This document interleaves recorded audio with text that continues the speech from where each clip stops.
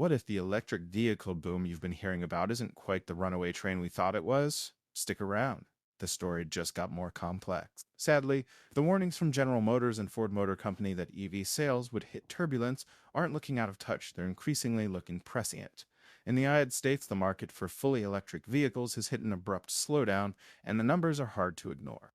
While EVs still represent a meaningful portion of the auto market, the pace of growth has shifted. In June 2025, around 93,000 battery electric vehicles were sold in the US, while plug-in hybrids added nearly 20,000 units. That meant plug-in vehicles made up about 9% of all light-duty vehicle sales that month. But here's the kicker. Analysts now forecast that for October 2025, the share of EVs could collapse to around 5%.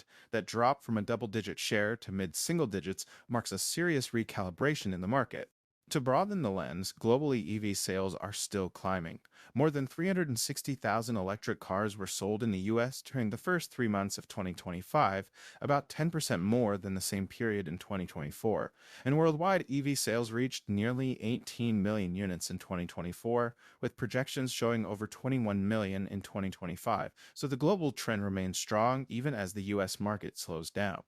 Why the turbulence now? A few key factors. Vehicle affordability is under pressure, manufacturer discounts are rising, and economic challenges like inflation continue to weigh on consumer spending. Average EV discounts in recent months increased by more than $2,000 compared to last year. At the same time, overall auto sales in the US slipped slightly, with about 1.29 million new vehicles sold in October, down from the stronger summer quarter.